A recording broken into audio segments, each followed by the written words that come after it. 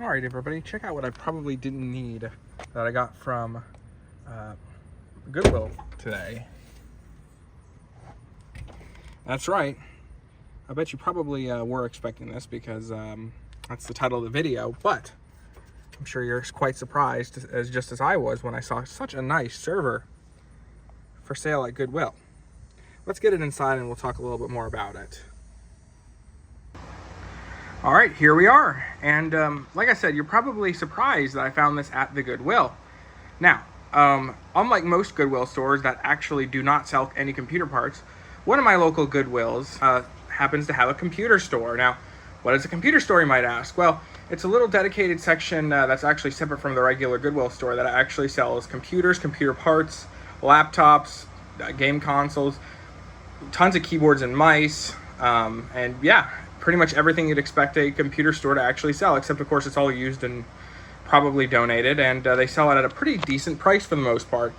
No like $200 first generation Acer Walmart special computer. No, a lot of the stuff is actually pretty decent, and a lot of the stuff is donated to corporate stuff, so it is even more decent, including this. Now, they were having a 20% off sale, but it excluded this. And I paid nowhere near $600 for it. I wouldn't have, even though the fact that these are that's actually a good price for this, considering how much they go for on sites like eBay. Now, this is a Dell Precision. Oh, what is it?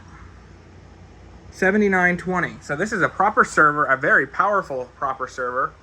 And look at that date code, or at least the year code, 2021. This thing is not very old. Which made it even more shocking that they even had it in the first place. Because yes, these things are still worth quite a bit of money. And it's in pretty good shape. I don't know why there's that. I say that and there's like this bow in the case. I imagine it just wasn't put on properly. And one thing that this being a proper server, it doesn't have any video hardware. So I'm going to have to dig out a graphics card. Hopefully it works to see if it works and everything's fine. Let's see if it's, nope, just the service tag and the express service code down there. Feel free to look it up. And also we have this Windows sticker. I wonder if it actually includes a license for Windows Server. Usually that's what these stickers represent, is that they include some sort of license. And being that this is on a server class computer, that it probably includes a server class license code possibly. Looks like we might have a slot for a second power supply. Here's the first power supply that looks like it's completely, oh yeah, it's completely replaceable. I wonder if it's even hot swappable. By golly, a 1400 watt power supply. Probably not hot swappable, but you never know. Well, I mean, if this is the only power supply, of course it won't be hot swappable. But if like you had a separate one, like which I'm not sure if they actually do allow you to do. I would imagine probably so, because there's plenty of space down here that potentially you could put in some sort of a rack, that some sort of a special mounting guide for a second power supply. That probably costs a pretty penny. Ugh. Looks like we used to have a PCI card right here, some sort of a PCI Express card here that was taken out. And we also have what it looks like, I wonder if that's fiber optics. I'm not exactly sure what this is. But that's still there. I'll show you where that's plugged in, because it got a separate place to plug it into the motherboard. So let's open this up. Interestingly enough, this doesn't have a lock on it. I guess the idea is this is put in somewhere that should be secured enough to where you don't need to secure your stuff separately. And by golly, take a look at all those RAM slots. As you can see, we only do have one CPU. Hopefully we have one CPU. Hopefully it's not just the I'm blanking on this, the heatsink, which is surprising that it's a passive heatsink. I guess that's server class architecture, is there's so many fans in here that you don't really need to have a fan on the heatsink. But as you can see, oh, this is really bad lighting. Let me see if I can find some better lighting. I'll be right back. All right, this is a little bit better. I've also turned off the wide angle lens, so hopefully you get a better view of everything. So yeah, yes, like I said, a lot of RAM slots. And at first I thought there was only one RAM stick, but there's actually two installed. One up here and one down there. And they are at least this one down here is an 8 gigabyte module. I imagine the other one is too. Let's see if I can get you a shot of that. There. There's a little bit of dust on it, but not much. This is a pretty clean computer. I don't know if it ever did actually have a second CPU, because for some reason it's completely open. I would have been quite shocked if Dell just left the CPU open like that. And like I said, I'm not exactly sure if there's a CPU in here. Like I said, I imagine there is, because there's a heatsink, but you'd never truly know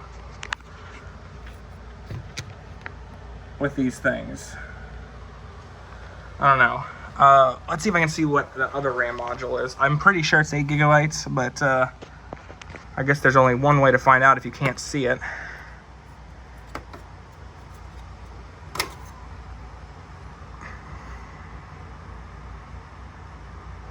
Yep, 8 gigabytes.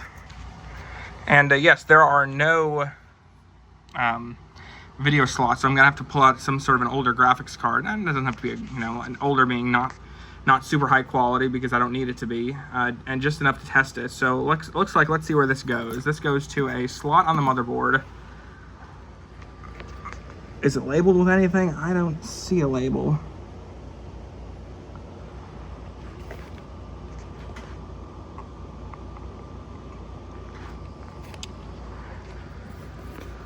Let's unplug it and see if there's anything. Oh, there is something. What does that say?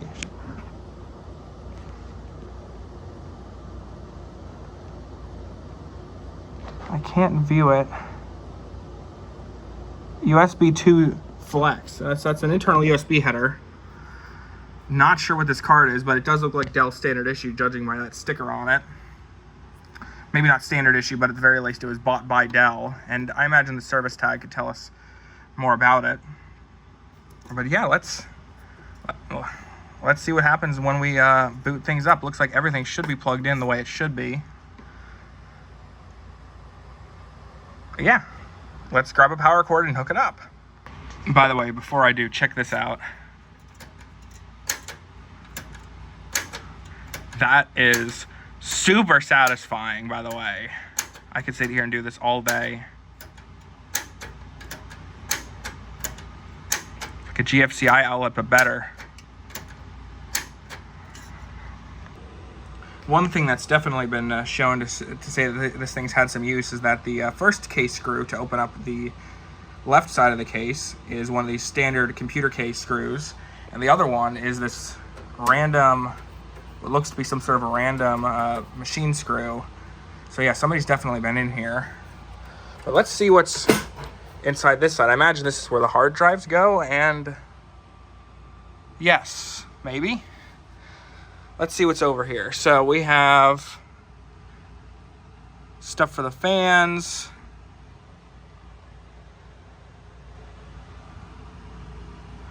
Huh.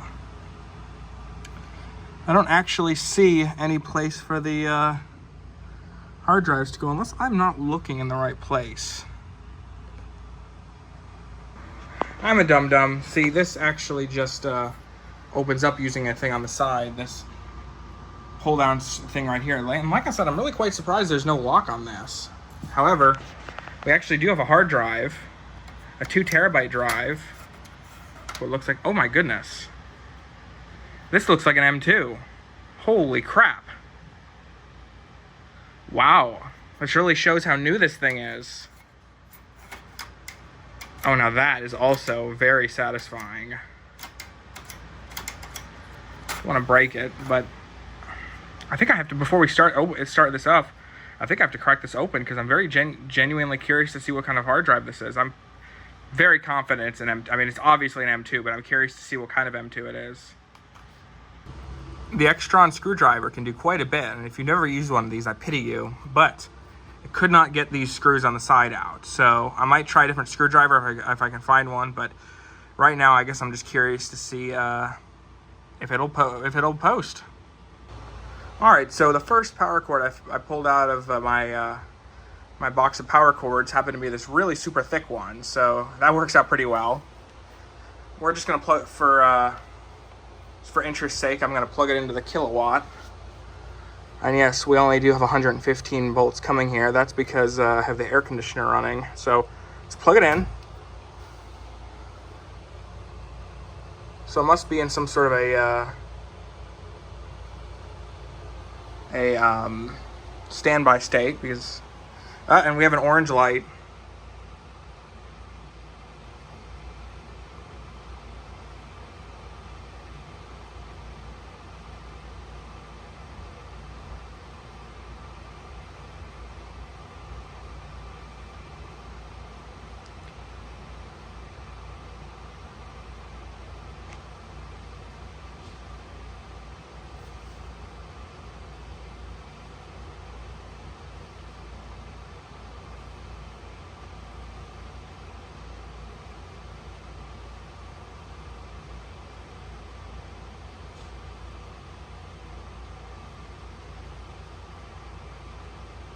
So it looks like 4 orange blinks and 5 white blinks.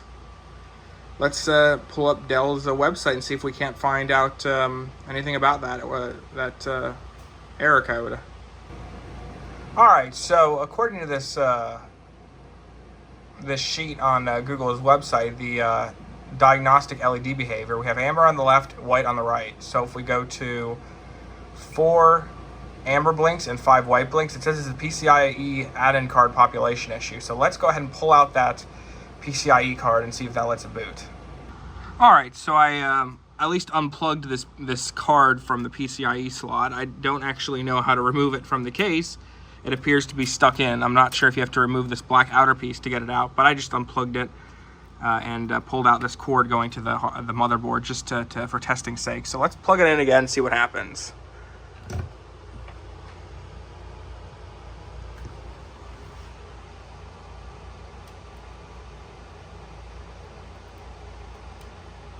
Ah.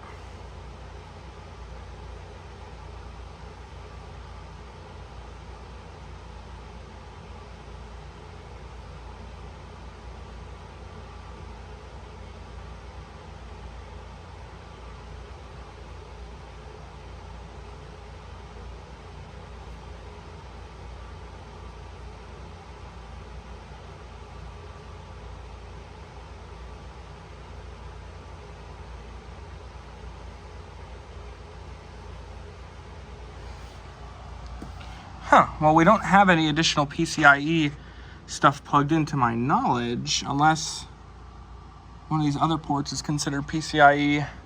As you can see, this stuff up here says do not use because it's not an active PCIe slot. I do wonder if the CPU is still in here. Let me pull out a screwdriver set because it looks like I need T30 screws. And we'll see if there's anything behind here. All right, now for the telling truth. Does this thing have a CPU? And apparently I didn't loosen up one of these screws enough. So let me go ahead and make sure that's all loose.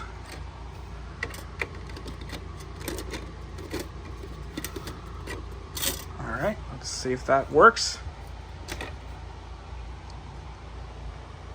And yeah, looks like there is a CPU.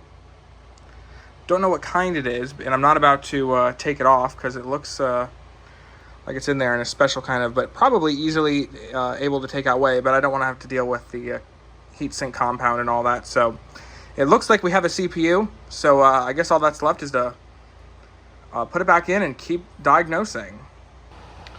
So here's where we're at.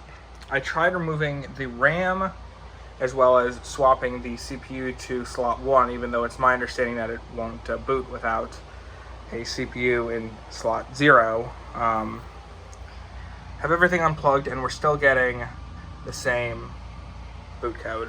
So I plugged in this keyboard, Dell AT101W, if anybody is curious, and to see if there's any lights on the keyboard in there, unfortunately, or not. So I don't know. It could be a dead motherboard. I certainly hope not. Yeah, because the CPU slots here and on the other side of the motherboard, there's 2 extra PCIe slots on the other side of the motherboard, and none of them are active. So, don't know. I'll continue doing research and I'll see if I can find anything. So check this out. The computer itself, the server itself, is still under warranty. I I'm quite surprised if the reason that's why they dumped it to Goodwill was because the server itself broke, especially considering they actually have a next business day service level of agreement that's still in effect until next year. But anyways, I put it in a tech support request and in a Dell, and we'll see what actually happens if anything does come up, because since I'm not the certified owner of this and I don't know who it was, but we'll see what happens. While we're waiting for Dell, I figured I'd take another crack at the SSD, and that's exactly what's in here. It's an M2, looks like, let's see, it should be a 2 terabyte. For some reason the camera is not focusing very well.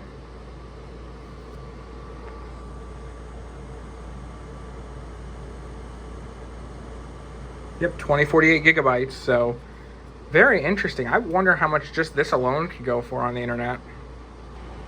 Well, check that out. Look at that.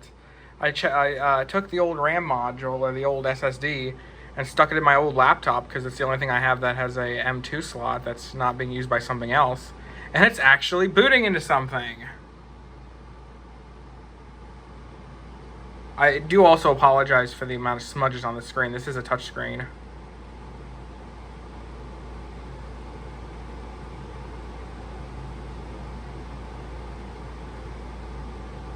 Wow. I guess even if we never get to boot the server itself up, depending on what happens, we might at least get to know at least what operating system it was running. I'd be very surprised if it wasn't a server-grade operating system. Well, color me shocked. Look at that. It runs Windows 10 Pro for workstations. And I would have thought I would have had to break into this thing, but nope. There was no password set. The name of the previous owner of this, whoever they might be, is not only on the bottom of this, but also on the sign-in screen and everything else. So to protect the privacy of them, I'm not going to show any of that. However, this is the only stuff that's on it that I could find. A tool for some sort of Epson software, and Xerox Smart Start, which is for some of their newer printers. So yeah, other than that, there is quite literally nothing in here. It's completely empty. Everything looks like it was mapped to whatever this is. And that's going to the E drive, which I do not have, at least not here. I don't think it's there's an E drive on that computer. I could look in the hard drive caddies just to make sure there's no other hard drive, but I don't think there's anything else here. And like I said, this is a pretty bare bones system. As you can see, most of the hard drive is free. So yep, unfortunately, there's probably nothing that I can find that will tell me anything about who previously owned it or what they did with it.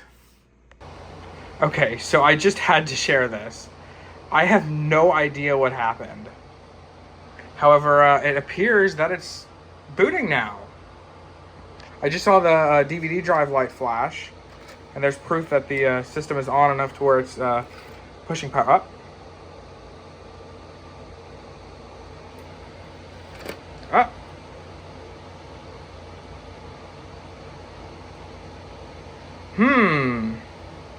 Makes me want to dig out a graphics card and see if this thing's actually displaying anything. Someone's unhappy again, but this time for what appears to be a different reason.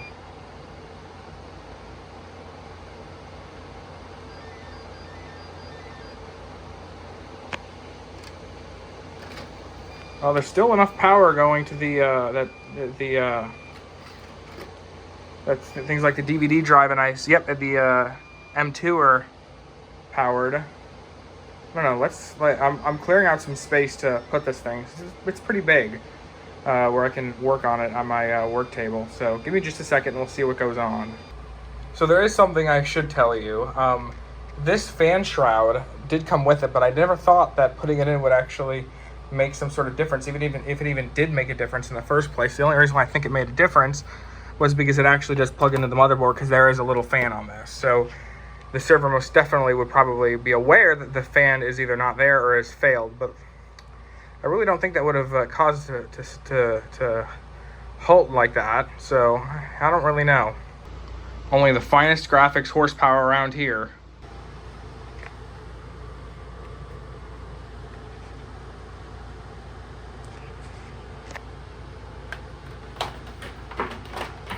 Just realized I forgot to plug in my input device. Well, a keyboard is technically a hybrid input out and output device, considering it's got those the three lock symbol lights on it.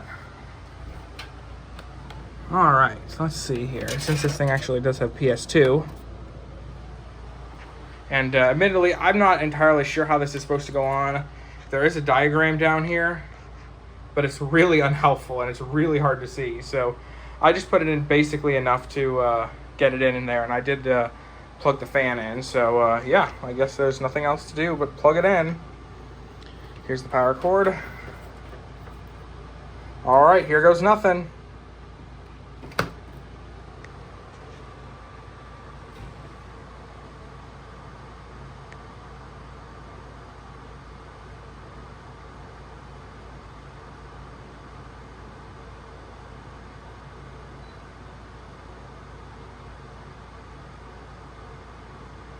Wah, wah, wah. All that fun for nothing. Well, I'll leave it cabled up and see if it actually comes on like it did last time, because that's pretty strange.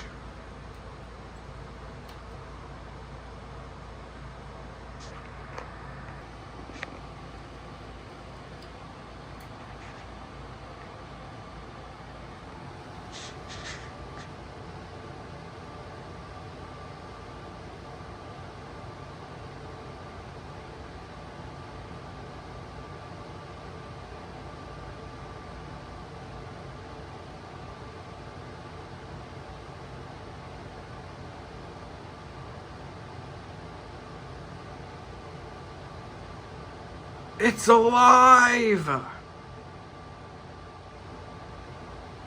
That's right. She's now working.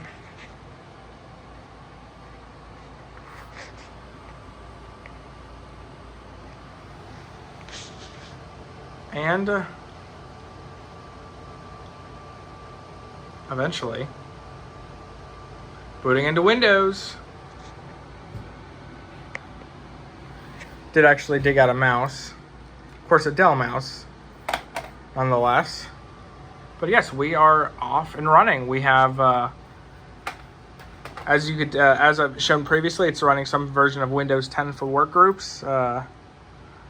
And yeah, everything appears to be working. What's interesting is eventually when everything boots up, it'll down here tell us that Windows 11 is ready to be installed, even though I never had this thing connected to the internet. So I don't know how it figured that out unless this thing was recently used by the previous owner. But yeah, so in case you weren't aware, and I imagine you probably are not because I don't think I mentioned it, I put in a service request with Dell. And yeah, somebody came out and replaced the entire motherboard all for free, because guess what? This thing is still under warranty. So it's still under warranty for about another year as of the time of this video. So in the event, he says, in the event that something else breaks, well, just have them look at it again. And yeah, he called it a pretty awesome. He said it was about $4,000 new. I don't know if I want to believe that. I mean, it could have been, but yeah. So for what I paid for it, I do not think I can complain one bit. Before I figure out exactly what I want to do with it, I figured I'd show you the BIOS for those who might be interested.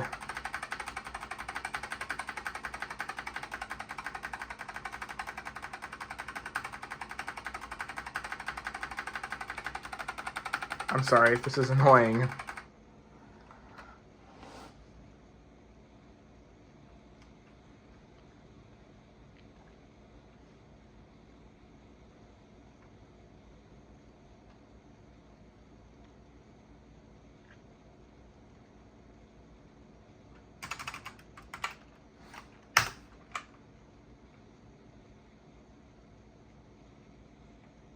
So let's see what we got. This is the system information, and check out all of those DIMM registries. Yeah, there are quite a bit of them.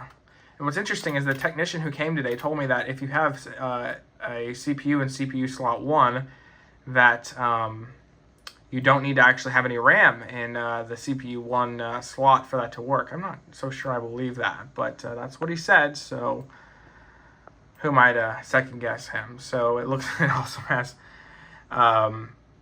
4 apparently PCIe SSD slots, and then of course 8 SATA slots.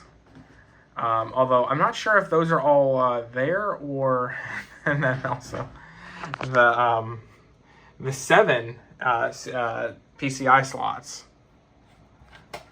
And yeah, I have just the network and then a VGA compatible graphics card. I guess that's what that's called in one of the CPU slots. I don't know why CPU 1 for both of them say VGA compatible, even though there's nothing in them. Boot sequence, just Windows Boot Manager. I'm not sure if this... Oh, this actually does have legacy boot options. System configuration. You can configure the NICs. UEFI network stack. Serial port shows up as COM1 because there is a serial port on the back of this. None of the SATA ports are active because Dell's pretty uppity about SATA ports. Basically, if you don't have something connected and the SATA port is active, it will complain to you. Generally, most manufacturers, if there's nothing active in the SATA port, they'll just politely ignore it. But Dell generally doesn't. They at least like to tell you that, hey, bucko, you have something there. So there is, I guess, the model number for that particular NVMe. 2048 gigabytes. Smart reporting, USB, front USB. It says Thunderbolt right here. I'm not really sure where the Thunderbolt port is. I wonder what happens if we enable it.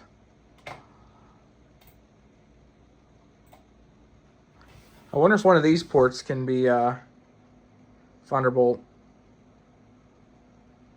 I don't know. That would be nuts if that actually is a Thunderbolt port. USB power share. I guess that's okay. So that no sense in not turning that on. So we'll turn that on too. I don't know if I showed you yet already, but I have a Dell branded mouse too. See, it says Dell. In addition to the AT101W, this Dell monitor that I hope you've seen the video about. Audio. Because surprisingly, this actually does have not only audio, but it even has a front audio plug on it. So this thing is a server, but it's got quite a bit of workstation characteristics to it.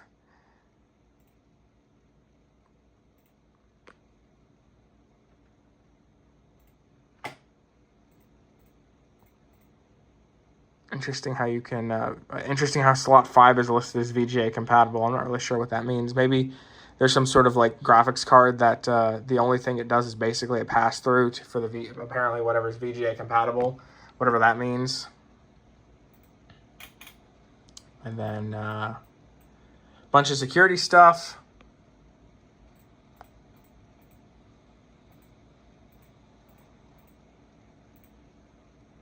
Interesting, it says TPM 1.2 security, even though this, I believe, has a TPM 2.0 module.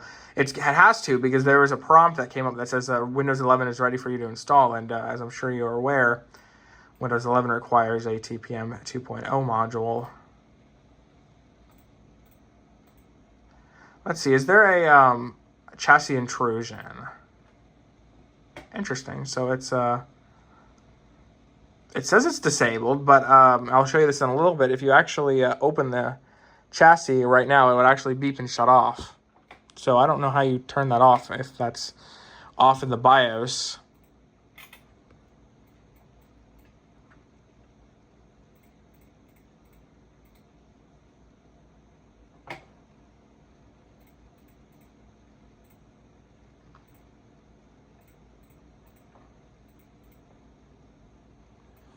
All right, to tell you the truth, I don't know what most of these options are. I set that to power on. That's how a server should be set. Let's see if it supports sleep. Okay, so it does apparently support sleeping, which is very interesting for a server like this. Block sleep is turned off.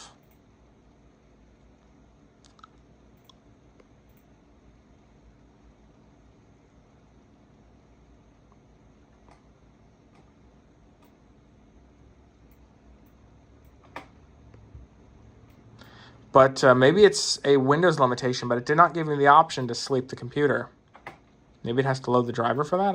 I don't really know. I would think this thing was connected to the internet. Post behavior, numlock LED, keyboard errors, full screen logo. Interesting. I guess you can set a custom logo for the boot screen. I keep forgetting this. This does not work for some reason. I don't know why. If I click on it, nope, it doesn't work. It's a really scratchy sounding one too. Imagine sitting next to somebody and that's what they that's the mouse they have. That would drive me nuts.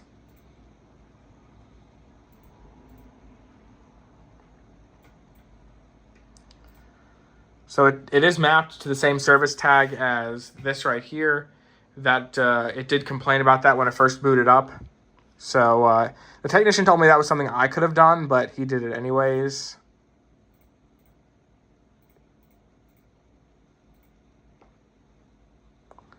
I imagine there's not going to be very many BIOS events other than just hard drive not found and some fan errors that I forget if they weren't connected or if you just had to turn them off because they weren't in this particular machine.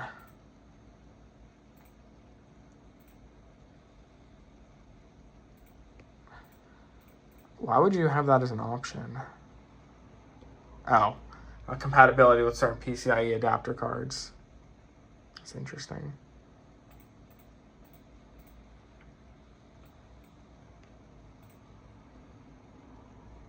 Okay, so that's the BIOS.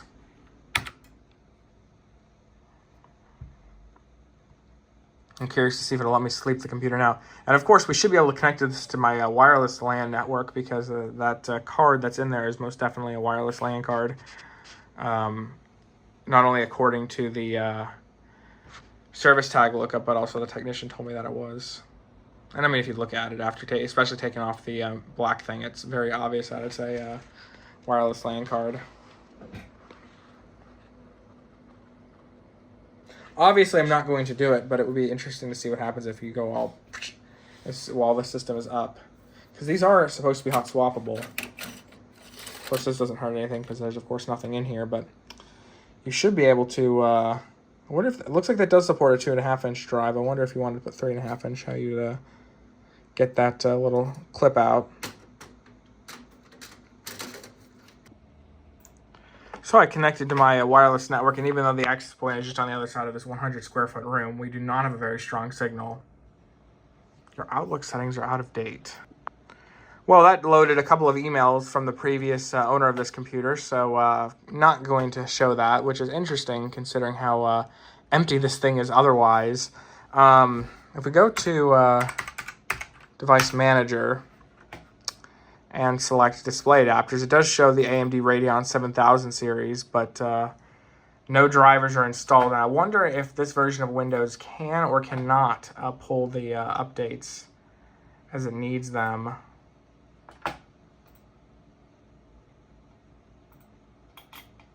Come on, get out of here.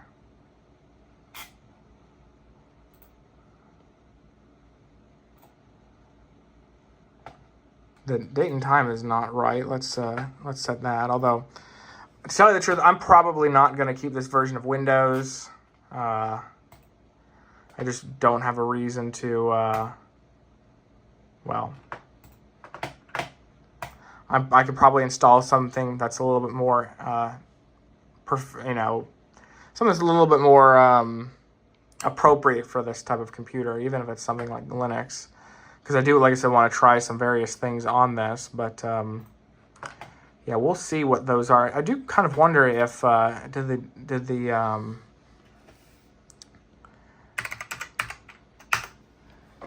the BIOS tell us? I wonder if those just network adapters are gigabit or if they are 2.5 gigabit.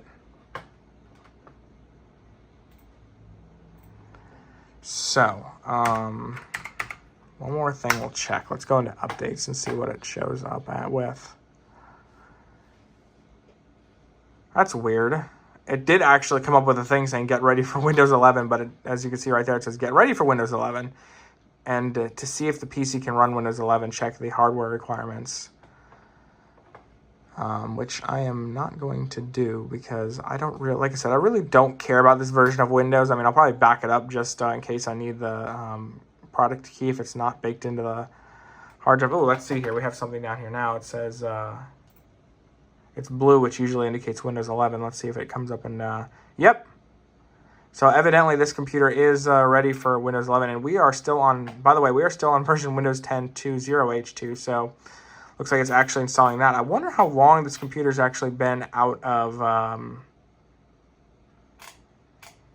been unused for, because like I said, 2.0H2 is an old version of Windows. At least a couple of years old.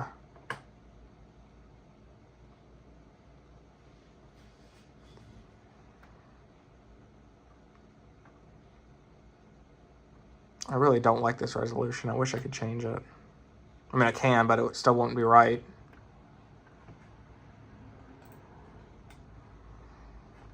And now I appear to have boogered up setup. What a surprise that is. I mean, I'm probably going to keep this installation just because it's obviously like the Dell preload. You could tell by that background. It's really hard to find Dell preload Windows 10 and Windows 11 installation ISOs for some reason. Windows 7 it was really easy, but Windows 10 it's just not very easy, and I think that's just because of how often when Windows 10 and 11 are updated. As you can see, it's got all the various Dell softwares on it. I say various, there's only a couple.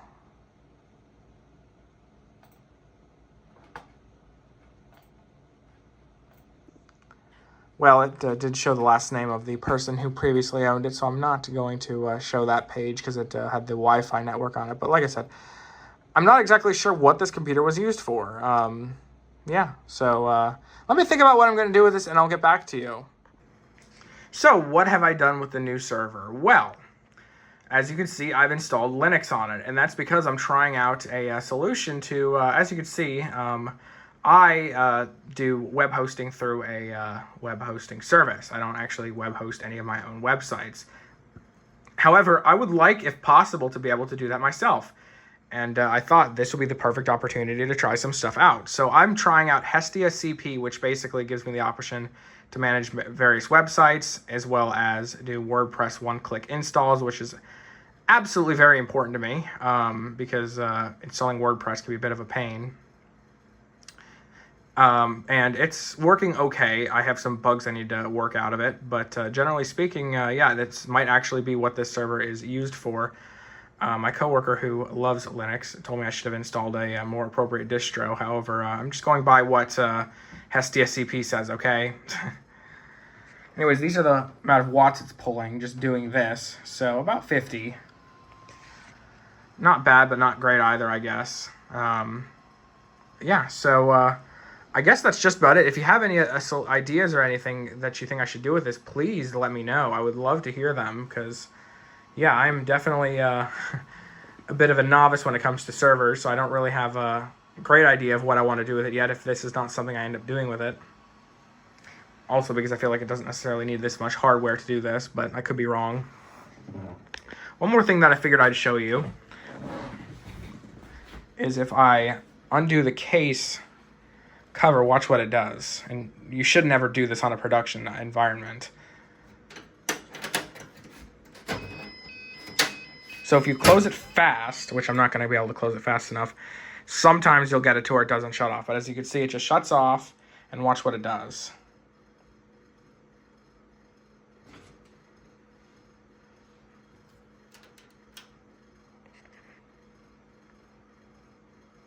So what's interesting is it blinks a boot code. What's even more interesting is the same exact boot code as it was giving me before. So it's possible that the old motherboard wasn't indeed pooched. I just happened to not close the case cover, and it therefore did not want to boot without the case cover attached. What an interesting thought that could have been, because certainly somebody at Dell would have known that. Like, there's no way the people at Dell would have been like, oh, I know exactly what this problem is, and that's the fact that you're silly, your case cover's not on. And that's entirely possible that that's just something baked in here that they just don't know. But if we close up the case,